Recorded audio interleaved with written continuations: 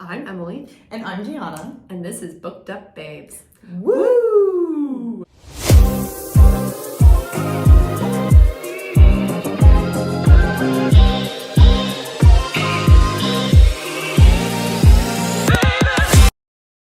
Okay, hello. Hello, everybody.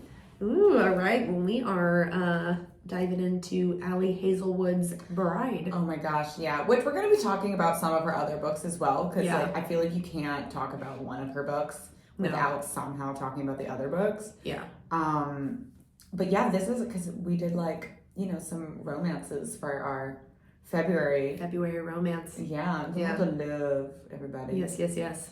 So, so this is Bride by Ali Hazelwood. So this is a fantasy romance. Or paranormal. Yeah. Kind of like a paranormal. Yeah. I think that's what it says on the cover. It says paranormal romance. But doesn't paranormal mean like ghosts? I don't know. Are vampires like paranormal or are they fantasy? No. It's called, okay, so this kind of book was very new for both Emily and I. I think it's called like the Omegaverse. Yeah, because of the whole knot thing. I think the knot is a part of the Omegaverse. Yeah, because it's like werewolves and stuff. Like it's a different type of fantasy when you dive just into that. I think so. Yeah, that makes sense. That's kind of like Twilight to me is very different from like a Sarah J. Maas book. Oh yeah. Like in the Twilight aspect, in the fantasy aspect. What would we call like a Twilight book? Because they're vampires. So are vampires part of the Omegaverse too? Like these are things we don't know. I guess it's like Vampire Diaries would be in that. Yeah, I don't consider those fantasy. Yeah, no, I don't think they are considered. I think it's because this is on the cover. It says a paranormal fantasy by Ali Hazelwood. Okay. Or paranormal romance, sorry. All right. I'm over here being I thought that paranormal meant like ghosts. Only ghosts. And ghouls and... It must mean because sometimes vampires do there are vampires in Crescent City, but it's not, it's different. Yeah, they're not the main focus. We actually got nothing of the vampires in Crescent City. And in this, it's just the normal world, but vampires and werewolves are among us. So and that's how ghosts kind of work too. Whereas if there's fae, it's a little more that's fantasy. I don't know. I actually don't know how that works. Yeah, don't come to us for answers. We clearly don't know what we're talking about. We are here for a good time and not a long time. No, this is not my expertise. Ooh. I do love a Vampire Diaries. Although, did you ever read the books? No. I read the first one. I think I read the first two. And I was I like the show too much. I accidentally did the whole show first. And it's completely different. Yeah. Oh, I bet. It's completely different. It's way more fantastical. The show made it more realistic. And in the book, it's way more fantasy-ish. Okay. Damon can turn into a crow. Oh, well, yeah. I feel so that's why going to be doing that in the first couple episodes, there's always a crow near him. Oh. In the book, he actually can change. I would have loved to see that shit going on. Yeah. They didn't have the CGI. It was a little darker and a little different. It was a little Yeah. Okay. That's all. And oh my god, what's her witch friend's name? I just Bonnie. Bonnie, thank you. Bonnie's blonde. Oh yes, I know. So thank God they diversified that. It was their one diverse character. So barely diversity. Yeah. But anyways. Killing it. Yeah, and then I was oh, there's 15 more of these books, and it's not like the show. I was I'm gonna maybe not. Maybe not. It wasn't a bad read. It just wasn't my favorite. I do say that I want to read. I've never read Vampire Academy. I know that was huge back in the day. Yeah, I've never read that. And a lot of people who read Fourth Wing and Iron Flame were oh, if you've read Vampire Academy, you know that everything's gonna be okay. And I'm what does that mean? I've heard things like that. I've seen the movie, but I don't remember. I haven't seen anything along the line. I've seen nothing with this. I think the show. Or a TV show. I don't know. I saw something on TV with Vampire Academy. Okay, for some reason we're getting so off track right now. But for some reason... It's about vampires. This book is vampires. Yeah, but for some reason we're talking about Vampire Academy and all this stuff. Do you remember... This has nothing to do with vampires. Do you remember, House of Anubis? No. What is this? I don't know. I think I saw 3 episodes of it, but we're talking about these shows. And the first one, the only words that just popped into my head as we were talking about whether Vampire Academy was a movie or a TV show was House of Anubis. There's no vampires in that. I think it's just a bunch of school kids living in a house that is kind of alive. Okay. I don't know. Oh, I never saw that I just one. needed to like take what was in my head and like put it out there. Sometimes you have to do that. Because I also was like, she probably doesn't know what this is. But like, shot in the dark, let's try. And I was correct, guys. So. Well, and the thing about vampires, and they bring it up a lot in this book, is that there's a lot of versions of vampires written. Same thing with Faye. Yeah, and so it's, they kind of, in this book, I think she breaks the fourth wall or like kind of jokes about it. Because like they ask each other a lot of like myths about their their species, which I thought was fun. What is the sister's name? Serena? No. Anna. Anna. Anna? I think no, it's Anna. It's Anna. Like when she's asking Misery about all these questions, which I love their relationship so much. But she's like, can you go outside? Can you go in the sun? Do you have to drink blood? Like asking her all these questions, and Misery's like, shut the fuck up. Stop asking me things and go away. But she answers all the questions. She's like, no, yes, no, that's not true. Are you leaving yet? Are we done? Oh my god. Well, and I do appreciate the fact that there's no like loophole with the sun. Yeah, I mean, she just like can be in it for like very short periods of time. Yeah. But for the most part, she's sleeping during the day. Yeah, I loved that. I loved that she was an actual vampire, because that's like whenever Greg has come through and like watched Vampire Diaries with me, like, you know, he does the husband thing where he stops and stares at the TV and pretends like he hates it. He hates the fact that they have rings that they can wear that like protect them from the sun. That drives me absolutely crazy. I mean, I don't mind that. I don't mind it though, because it makes for a better story. But it doesn't also more options in the story. It also incorporates more into it, like witches and stuff like that. Like there's a purpose, like for these choices when these things are being written or whatever. Yeah. And this one, with this book, it was very much like I'm a vampire. I can go outside. Yeah. But I have to be in the shade. Yeah. And the sun can touch me for like a moment. Yeah. I won't burn alive. Kind of like True Blood. You ever watch True Blood? No, I haven't. But I know that you love True Blood. I love True Blood. Suki. I don't know what that means. Oh my God. All I know is that Emily just did that. I don't have any understanding. I need you to know what that means. Vampire Bill is where it's at. Vampire Bill? Oh my god, you know nothing about I've never seen... Wait, this is just True Blood? Yeah, in the show True Blood. And Vampire Eric. They all have very normal names. Why are they... Is it necessary to have vampire in front of their names? Sookie refers to him as Vampire Bill. Who does? Sookie. The main girl. Is that her name? Or is it Suki? Like S-U-K-I, but he calls her Sookie. Oh. He's like, Sookie. Because he's got a deep, raspy voice. Okay. Oh my god. I think I know that it was on like Stars. It was on HBO. Oh yeah. See, I do know things. Yeah. I do know some things. And it's so good. Yeah, she doesn't call Eric Vampire Eric, but she just calls him Vampire Bill. But Eric is, oh my god, Eric. He's the morally gray character. Okay, we love our morally gray man. Yeah, Eric's a great character. Cool. Okay. Yeah, it's just a really good show. I mean, it's a good book too. But the book is almost identical to the show. At least the first book is. Okay, do you prefer it like that? When it's almost identical? When it's like a carbon copy, or do you like when they take a little bit of creative freedom? It depends. Well, like, so I watched the show and then started reading the book, and I was like, this is literally identical. And so I stopped reading the book. Whereas with Vampire Diaries, I actually read the first, like, 2 books because I was like, oh, this is completely different. But then it was going in such a direction. I was like, I'm kind of over it. So I don't know. I do, like, because, like, Game of Thrones, for as long as the books last, they almost stay very, very, very true. I respect that. At least for the first season. The first season was literally exactly the same. I honestly, I think I do prefer when they stay on task of like staying on the book, like unless you somehow find a way to do it better, which I kind of think they did with Vampire Diaries. Oh yeah, they definitely made it an enjoyable TV show. Yeah, there's a reason why that show was so popular. And I think the books and those TV show are just completely separate entities. But I do like, if you're going to make a TV show about a book, I think staying on the stories, I do prefer it. Yeah. Although if I do reverse order where I watch the show and then read the book, I find the show to be sorry, it's my coffee maker. Okay. I find the show then, or the book, to be then useless to read because now I already know what's gonna happen. Yeah. Okay. Yeah. Cool.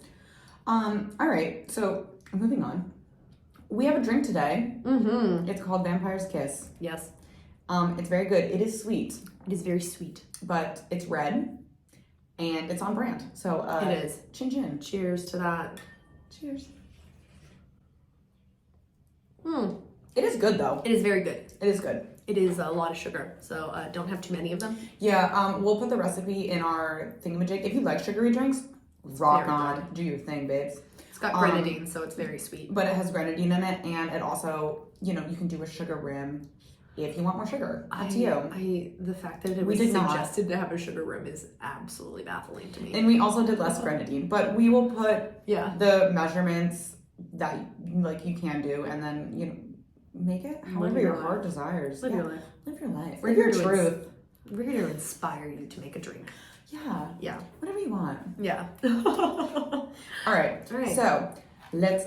I'm about to die. Well, I feel like our opening tangent though was about vampire and vampire-esque books. Yes. So it wasn't that off topic for us. No, we killed it. We crushed it. Crushed it. I just felt like I should point out the fact that we that was a crushed decently on topic tangent. We did just go on a tangent for 10 minutes straight, but it's cool. But it's fine. We know you guys love it. That's why you're here for us. Exactly. Just kidding. So let's just talk about it. Like, where do you want to start? Okay, so Emily and I've read literally every single thing that Ali has written. You've read most of what she's written. I've read her 3 science books. Yep. And this. Yeah, so I've read all of those books, this, and then I've read her little novellas, the Loathe to Love You novellas, which are also all which are in science. They're all STEM. Yeah.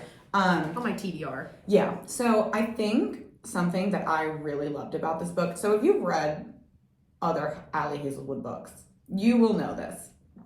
The way that she writes the guy's feelings towards the female main character, it's very intense.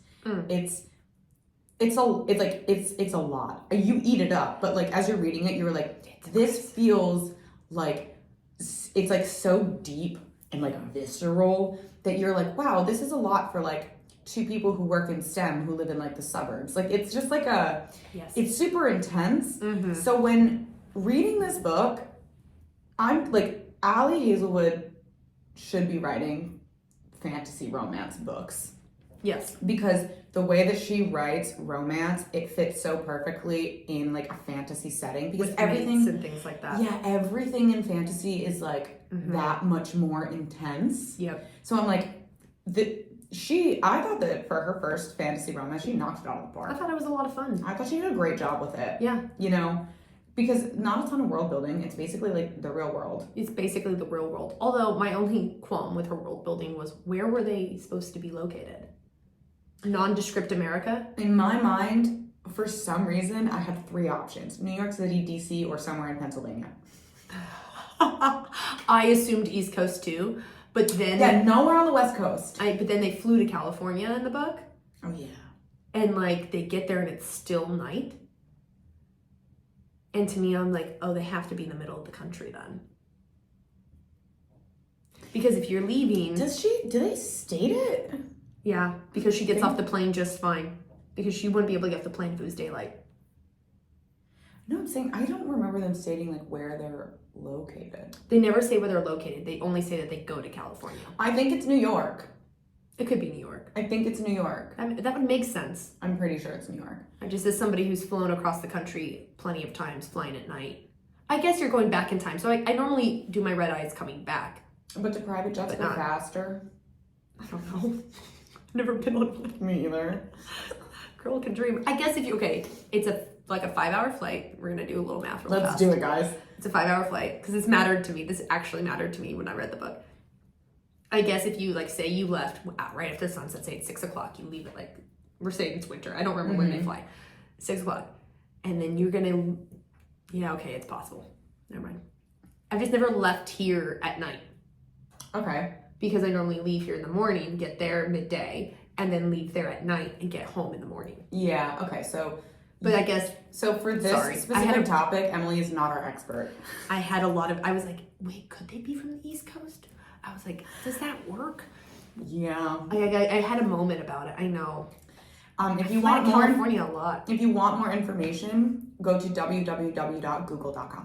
They'll let you know if you can do this. We are not going to be your sources of information. No, I guess it's totally possible. That just bothered me. But no, I assumed East Coast too. Yeah, don't ask me why I thought Pennsylvania. There's no good because of Transylvania. Oh my god, maybe subconsciously it was like Pennsylvania. Because for some reason I'm like, maybe it's Pennsylvania. Wow. Maybe it's that. You just connected a dot for me. You're welcome. It's crazy how my subconscious will do things and I'm just like, don't realize it until someone else is like, well, maybe it's this. I'm like, whoa, you're so right.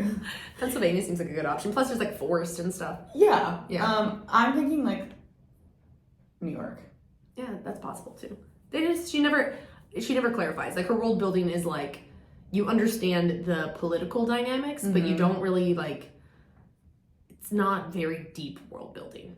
No, and like I think the biggest part of her like world building is the building upon the lore of vampires and werewolves and stuff like that. Like I think that's where most of the building is, which I think she does a really good job with. I mean, again, these species are ones that I am not innately like that I know a lot of things about. Like, so I learned a lot about stuff in this book, and I've seen other creators make like videos about this who have read other books like this and have said that she did a really good job. So I'm like, that's great. Like, did her research, like, knows what she's talking about.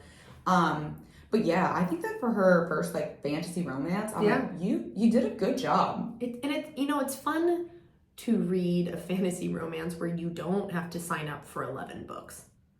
So real. So true, bestie. Or sign up for 800 pages. Like, and that's no like hit to like, the Sarah J. Mouses and like other authors like her in the world, because I enjoy those as well. But it's nice to also know that I can open up a quick, easy fantasy romance. Yeah, what was this, like 400 pages? It was very quick. It was so good. It was so easy. And like there's not a lot that fall into that category. Normally, if you're doing a fantasy romance, you're gonna read 5 or 6 books. So it's nice. I'm like, good, Ali, give us this. Yeah, exactly. Like, thank you. I need more authors every now and then just giving me something fun where like it almost feels like a novella in comparison to other fantasy novels. Yeah, and like Ali, her books are. She doesn't change up her formula. It's the same thing every book. Yes. But I eat it up. The only difference in this one was that she was tall.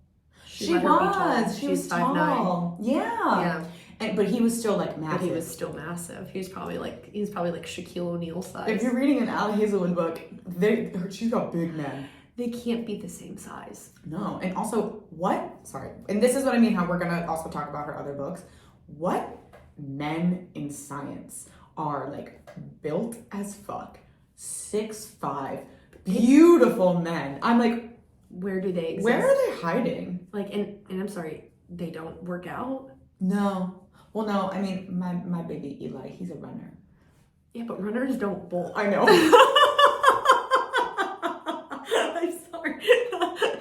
Eli's a sweetie, and I love him, but I know, even with Adam's a runner too, but you never hear about them like going to like a gym. No. I don't know about Jack. They don't really talk about Jack's I extracurricular think activities. he almost says specifically, I don't work out. Oh, you're just built like a Greek god? Yeah. Okay. So Ali, like I almost remember being like, okay.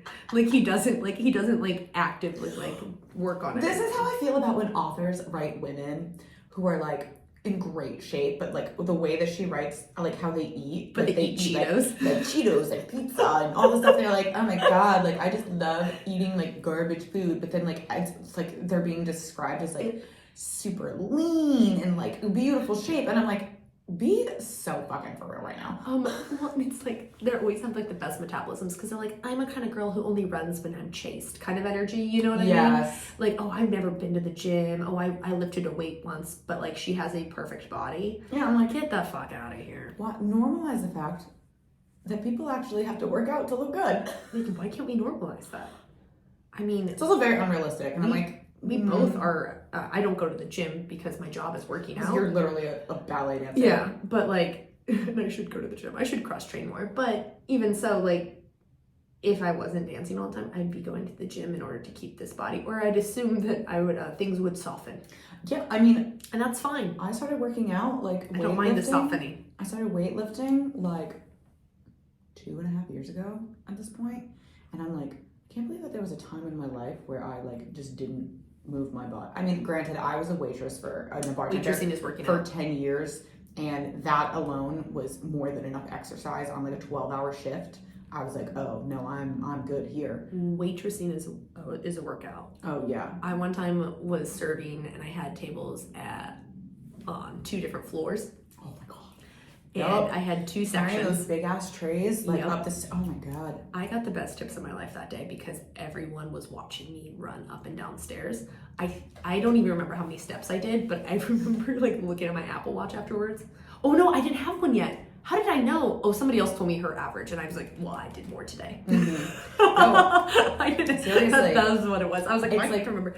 It's like the best when you're waitressing and you're like, you have 2 sections, one upstairs, one downstairs, and also when it's like, because I worked at a waterfront restaurant, when it's summer and it's like 95 degrees, the best, that's when people tip you like you're the queen. They feel so bad for you that they tip you. It's the best. Mm-hmm. It's the best. Yes. I love those moments. I know. I miss those moments. Oh my god, I know. When people took pity on you and give you 25% tips.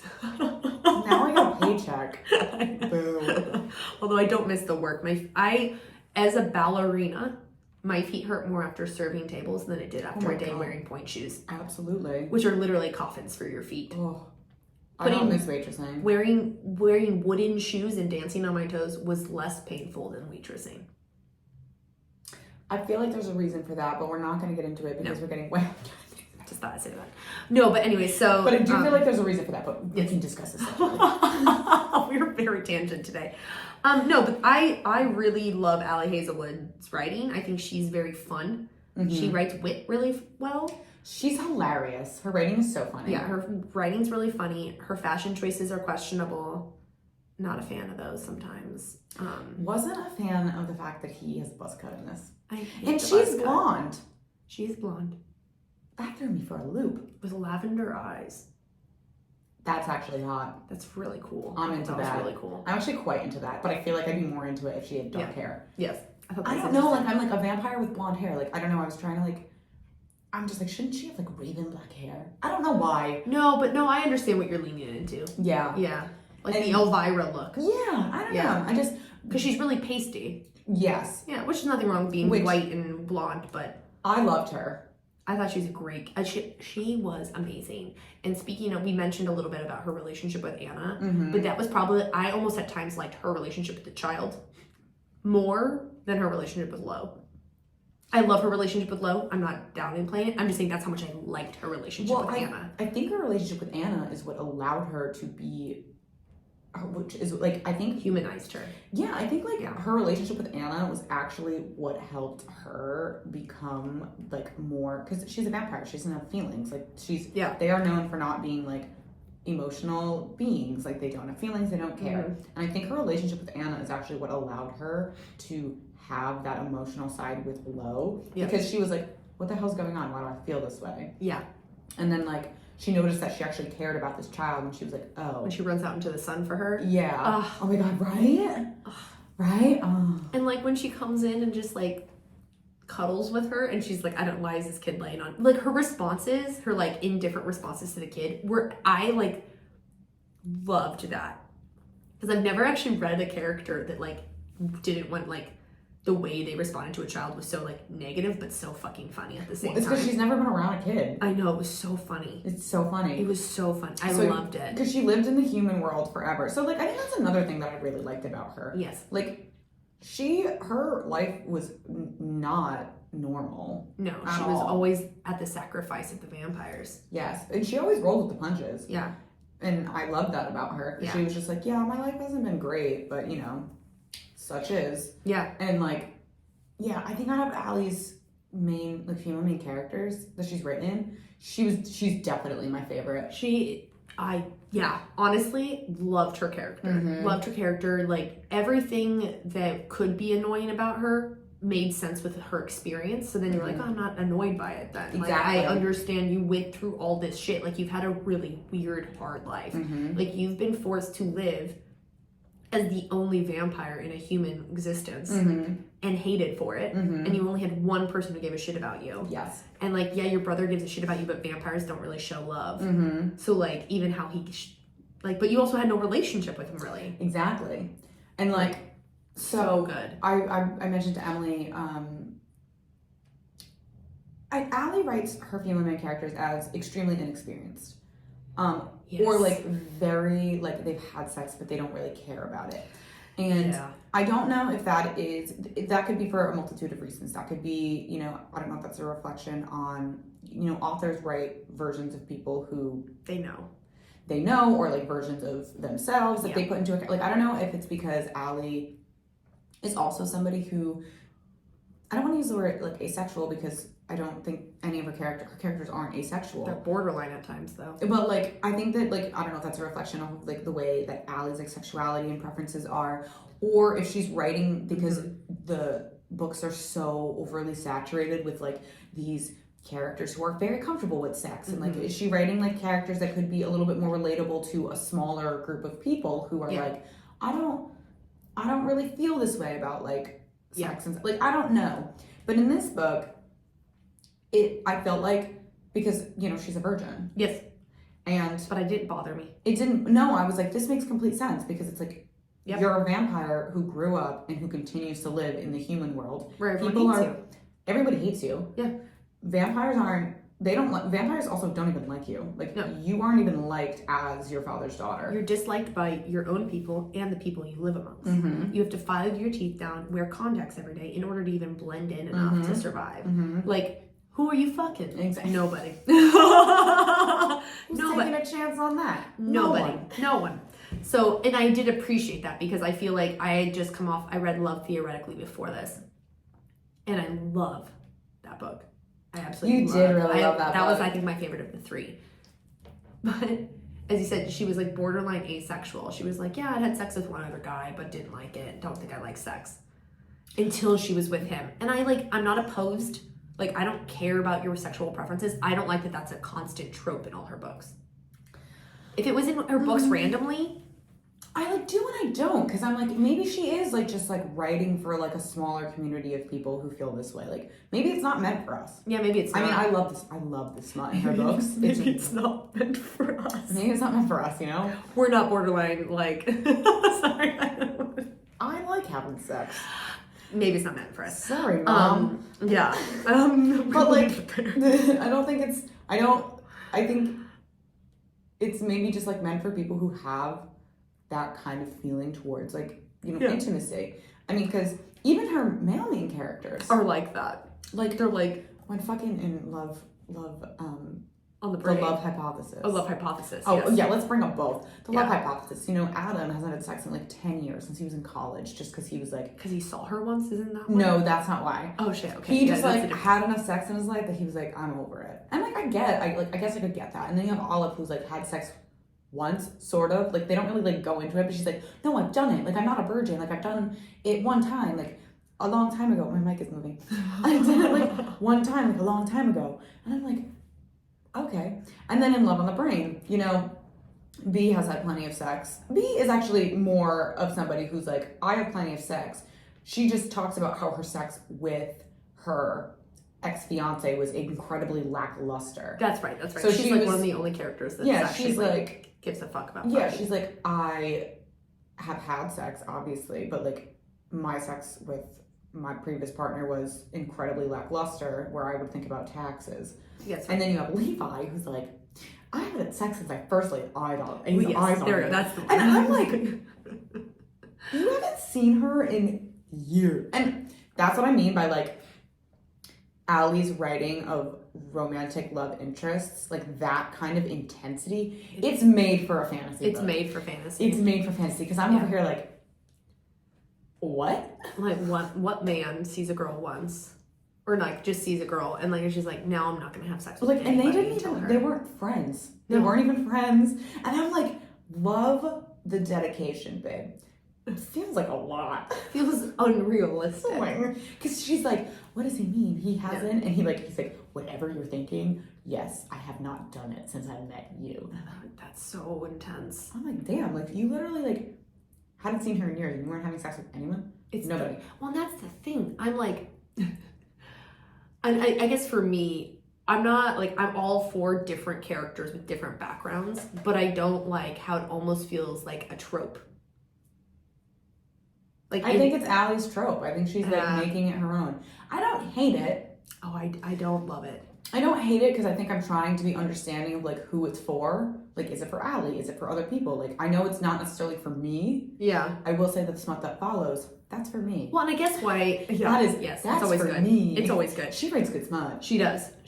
But I guess what I get bothered by is that it's already something that happens in most romance novels where... what I do appreciate about Allie's books is that it's the guy and the girl who are both like a little abstinent about their sex. It's not like a guy who's like wildly experienced. And the girl's a virgin. Which I hate that. That makes me very uncomfortable. I don't like that. And that's, I guess for me, it triggers that. And I'm just like, oh, that's like I don't know why people can't have healthy sex lives and then meet somebody who they want to have sex with. Why can't that be the story? It is the story. And it is the story in other books. Sometimes. But it's more often than not, the girl is innocent. Yeah. No, yeah. And maybe I'm just a little burnt out on that. And so then Allie does a decent job of making them both kind of like that, which makes me less turned off to it. But maybe I'm just like craving more books where people are just like, yeah, I've had a healthy sex life and now I want to date you. Yeah. I would like to experience that more often. I feel that. I would like to normalize that in romance novels. You should write a book. You should read how I write. It's not good. I should take a few English. Pave the way, Emily. Take a few English courses first. Lead the charge. I bet. I know where to put my commas first. Wait, what's an Oxford comma versus a regular comma? You need to figure that one out first. I actually do know that, but thank you very much because of Vampire Weekend. Wow, it all comes back to vampires. We owe them everything. Look at that. What a vampire-themed episode we got. Yeah.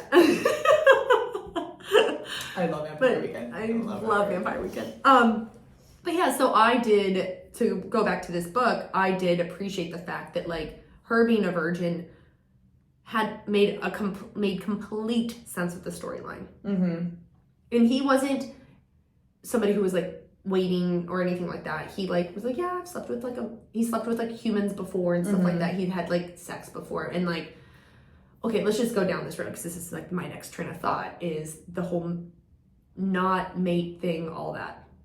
How he like hid from her even when she's like, you're my mate, and he's just like, no, I'm not. Or I'm your mate, and he like, how did we feel about that? How did you feel about the fact that he lies to her? She gets over it pretty quickly, but how do you feel about that? I mean, so again, because like the best way to talk about this book is to reference Allie's other books, which it was a nice switch up because usually it's it's usually the girl in her books that's like the one being like, we cannot be together. That's true. And this time around, it's like him.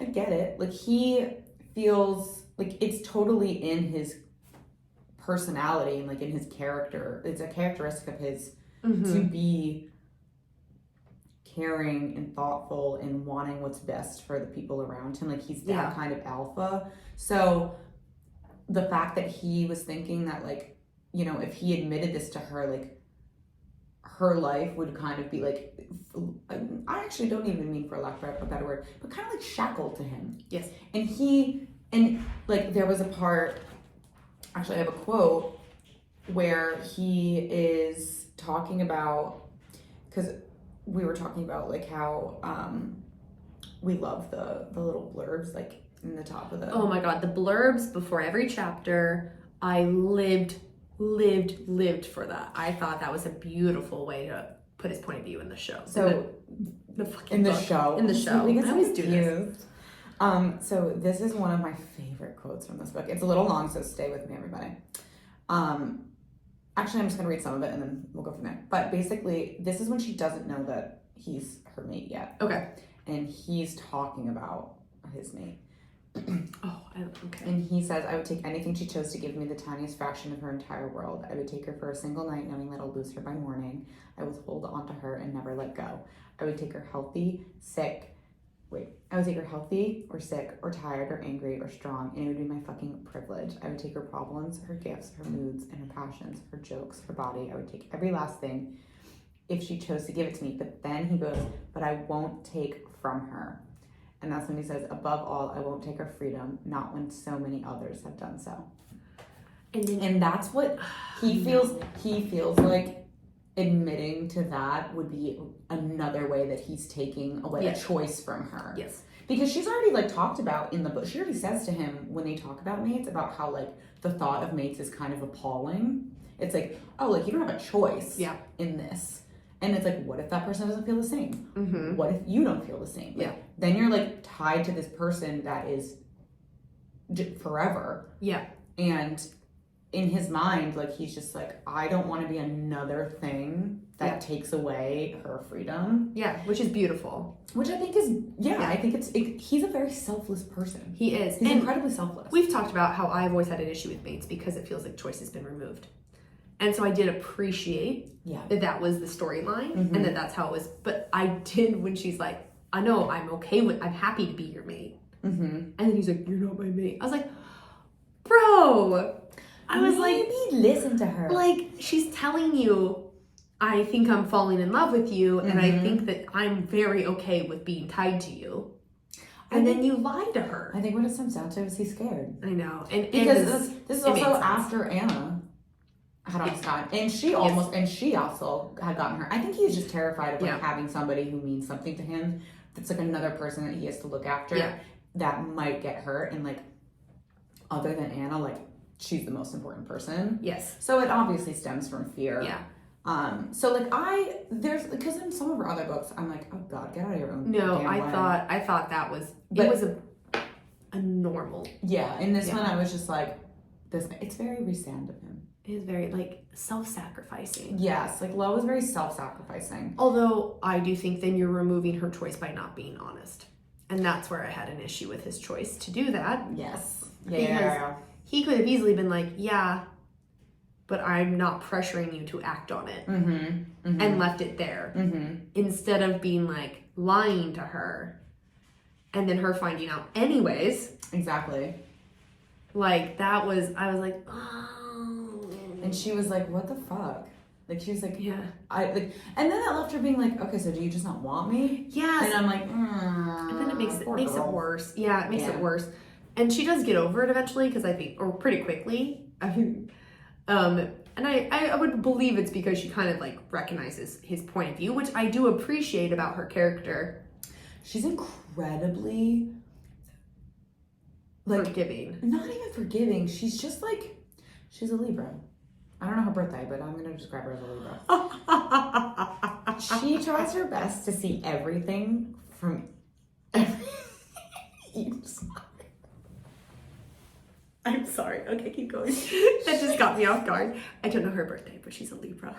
She's incredibly understanding because she's like trying to see the things from both sides. She's good with the empathy. She's real good with the empathy. Yeah. She's the scales. Yeah. You know? She is me. We are one. Like, she's a Libra. I don't know her birthday, but I'm gonna safely say she's a Libra. As a Capricorn, I believe I can possess a lot of empathy, but maybe I have some Libra in me.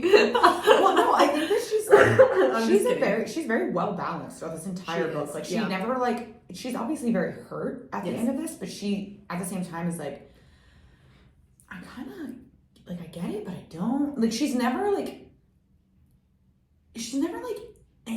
well, no, she's definitely angry at like her father and like things like that. But when it comes to Lo, like it's different. So yeah, I think she's a Libra. She's very balanced. She's the scales.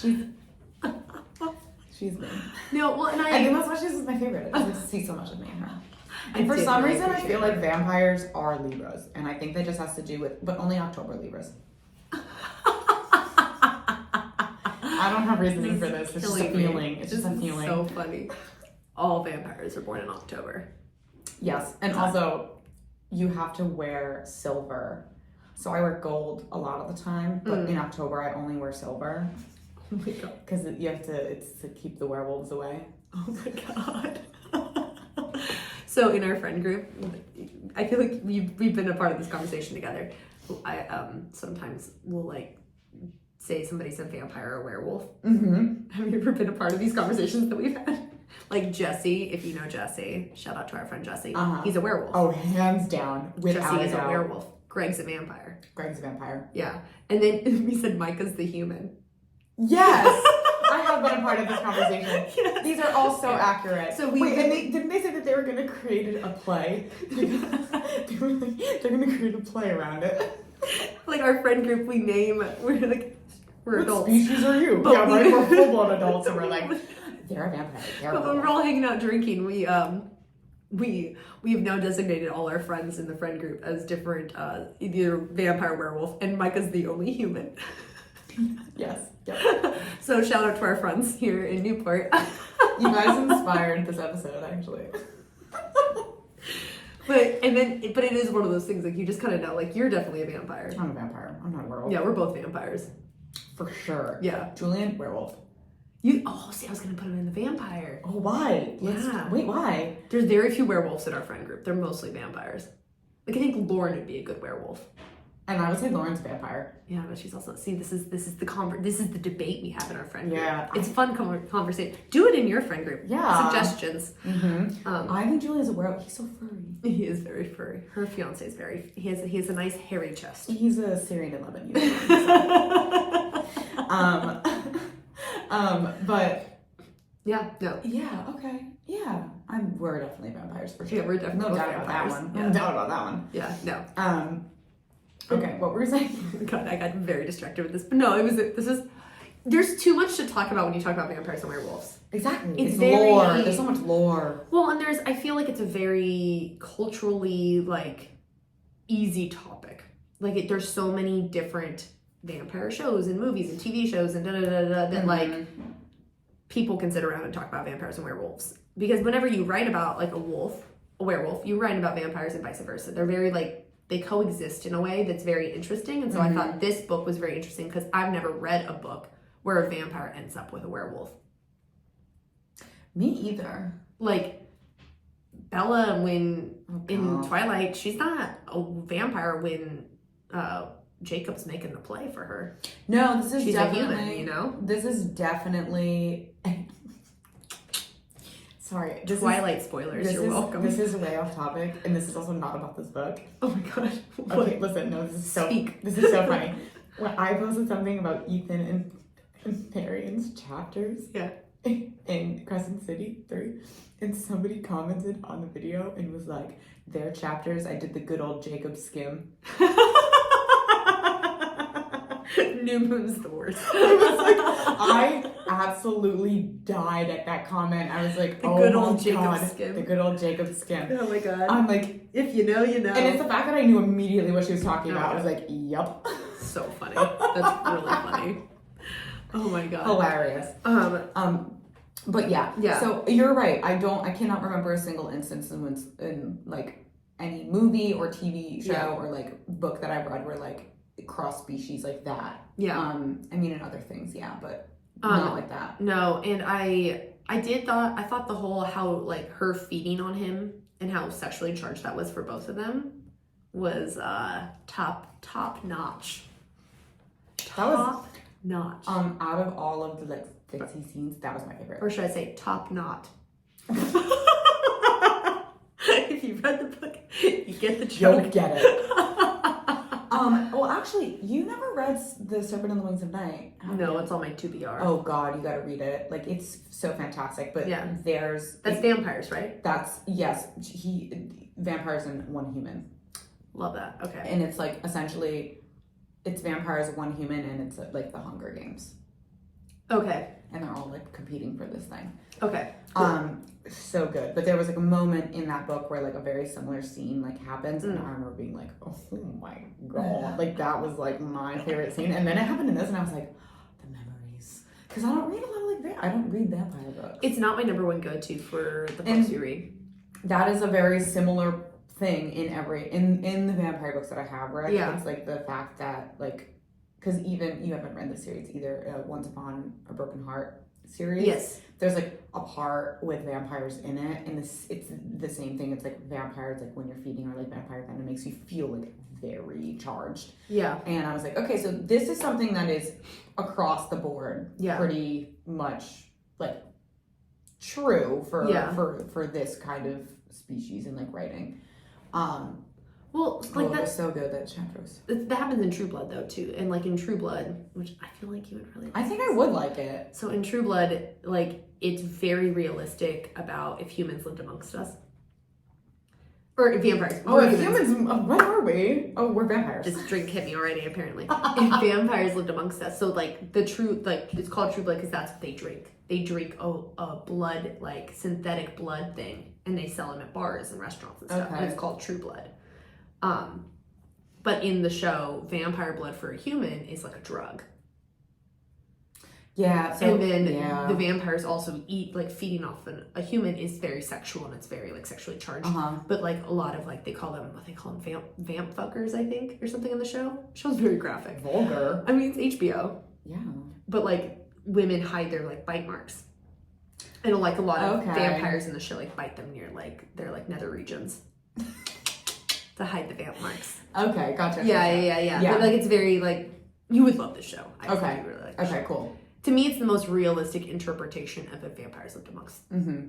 Like that's my opinion. Yeah, it's really well written. But I did like how she wrote vampires in this world. Well, so even with that specific scene, that was also the first time she ever fed off of. Like not like she drank from some like a person, which was crazy. Mm-hmm. And I remember she like was on the phone with her brother afterwards, and she's like, "So hypothetically, like say that like somebody did," and Owen was like, "He's like, please tell me you did not do this. Please fucking tell me you didn't do this, you dumbass." And she's like, "Well, no, I kind of did, like on my husband." Yeah. And he's just like, "You're fucked." He's like, "It's such an intimate act." Yeah, and that was her first time ever feeding from a person, and like, I mean, it was great that it was the person that she's married to. Yeah. But it was I think it was like super intimate moment for both of them, obviously. Yeah. And he was like, take he's like, I'm super into it. They're like dry humping each other. Yeah. And like even as like the book goes on and like they have more intimate moments, like he's like, yes, feed off of me, like when that's happening. So that seems to be like a pretty across the board thing for vampires. Yes. So I think she did a great job. I thought she did a really good job with that. And I did the whole mate thing with like when they're at their wedding. He's like, "How do you smell like this?" Oh my god. Knew that they were mates. So that's the thing. It's like, Allie's not. It's a fantasy romance, but we usually in fantasy it's like, ooh, surprises, and I'm like, there's no surprise in this book. Like from the get go, you're like, oh, they're mates. If you've read a singular fantasy book where mates are involved, you're like, okay, they're smell mates. matters. Boom, there it is. His eyes widen. Why do you smell like this? I'm like, oh, okay. We know where this is going. I'm like, all right. Literally. So yeah, I was like, okay. Yeah. But it still made it all enjoyable. Like the part where he's like, my wife. Right. Trying to like hold it back. I'm like, oh baby, how have you not figured out that he's your mate? She does figure it out pretty quickly though. She like but it takes her a definitely, minute. Yeah, she definitely. I mean, the moment where like she definitely for a while was like, oh, the person who's over in like vampire territory is his mate, and then like it took her meeting that chick, Gabby. Yeah, for her to be like, that definitely not. She goes, there's no way. She doesn't even know. She goes, what did I major in college? And he like tells her like verbatim what she minored in even. And that's when she's like, oh fuck, I'm your mate. We're mates. Oh, that's me. Oh shit. Well, because also at that point they've been fooling around. They hadn't like really had sex yet, but they've been definitely. That's because of the knot. Because of the knot. Which was that was an interesting thing for me to learn about. I did not know about these things. It was a really interesting thing for me to learn about. Also, like she like straight up like falls asleep and like because it's in there for so long. Yeah. But like, could you imagine that every single time you have sex with a person, you just have to wait?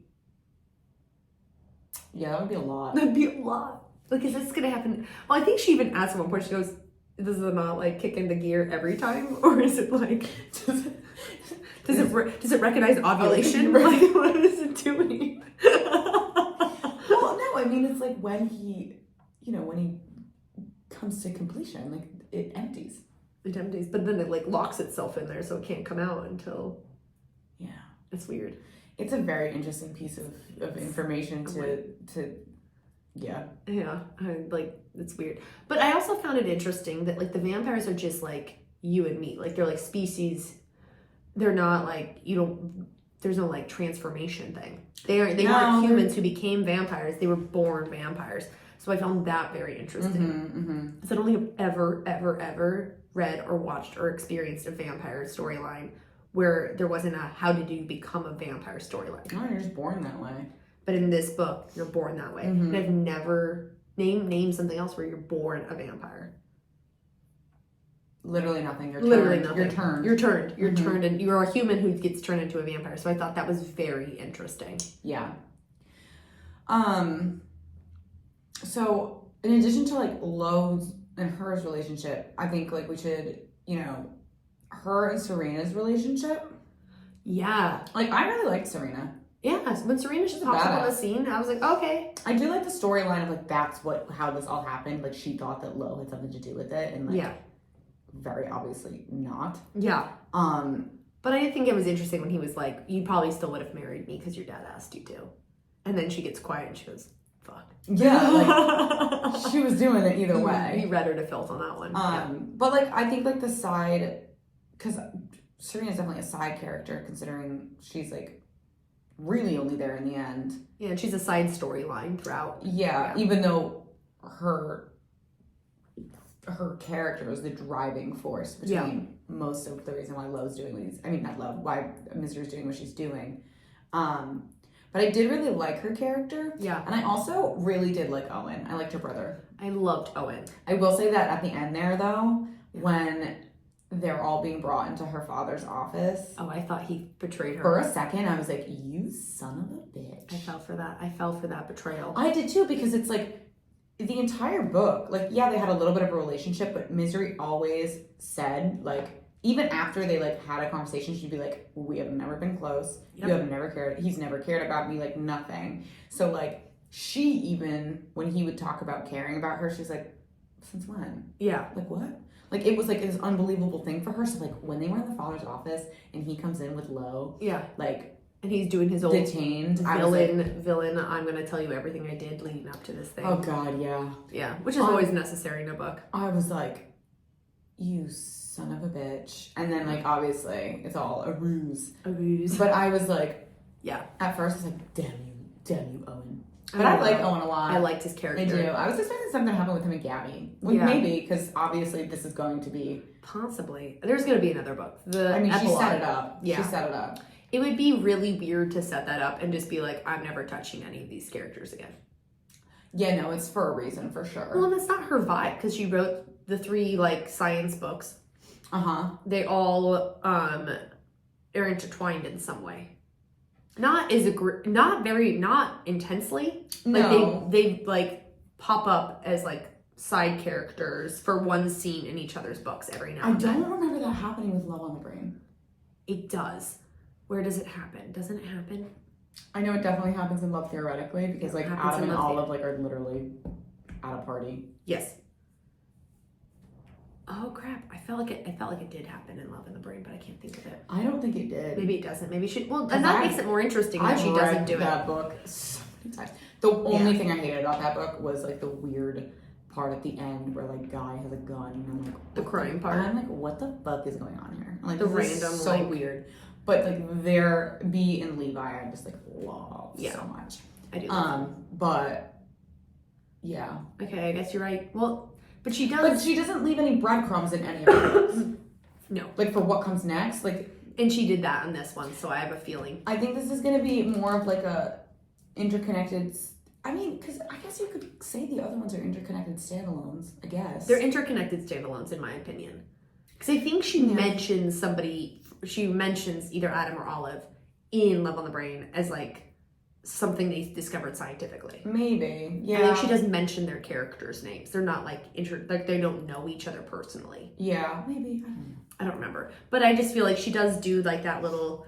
It's not like the Twisted series that we just finished, where like they're very much all a part of each other's lives. Yeah, no, nothing like that. This is how this one will be. Mm-hmm. So that will be a different vibe. Yeah, for sure. Yeah, but there's no way she's not writing another one with Werewolf Love. True that. Like, she's gonna do it. Well, yeah, I mean, she's never done what she did at the end of this book, where she, like, specifically writes a moment where two characters are going, like, that would allude to something. Like, she's never done that. No, so yeah. That'll be interesting. And I do find it interesting that she is his mate, considering she is a vampire and he is a werewolf. I found that I was, like, caught off guard by it. Well, the minute he was like, oh, how do you smell like this? I was like, okay, she's his mate. But then I was like, but she's a vampire. It's very different. It's very different. Yeah, I liked it a lot. I liked it. I was about it. She, like, she didn't break rules. There's no rules. But, like, there was a sense of, like, what you're used to reading in these kinds of books. She didn't follow all the criteria. Yeah. In a way that I appreciated. She made her own rules. Yeah. And I did love Alex. I did like Alex too. I love Alex was good. My favorite part, one of my favorite parts of Alex is when he's, like, still freaked out by her and, like, uncomfortable around her, and she's, like, fucking with him, and he goes, honey, we don't play with our food.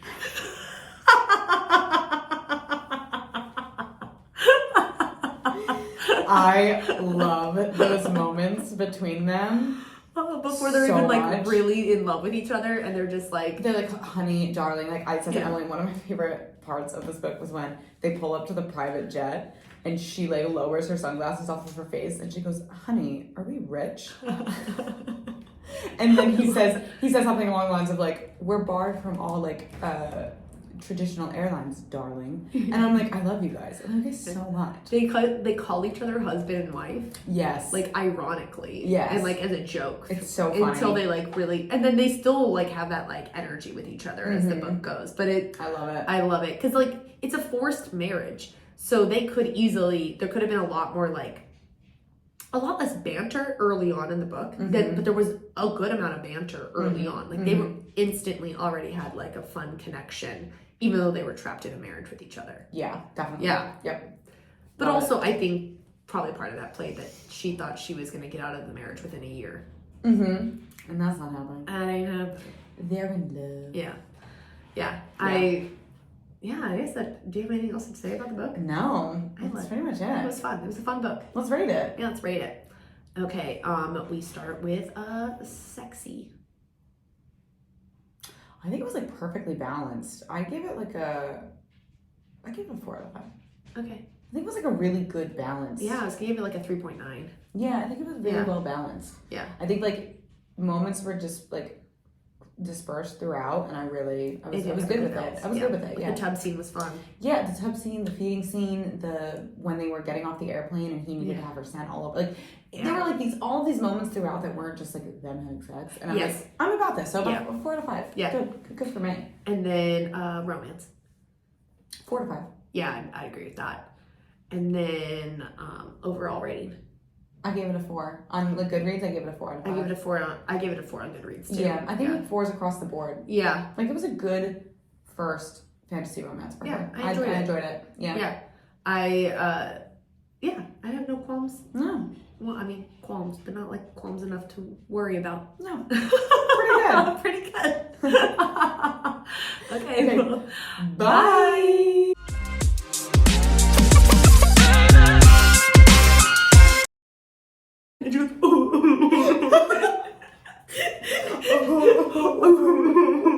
That's, like, hands down my favorite scene in any comedy ever.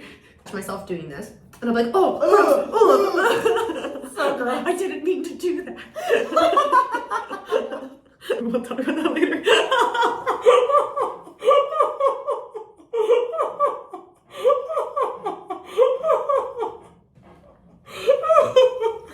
Sometimes I forget that, like, we're recording and, like, I'm not just sitting here with Emily, like, shooting the shit, and I'm like, here's a wildly personal information.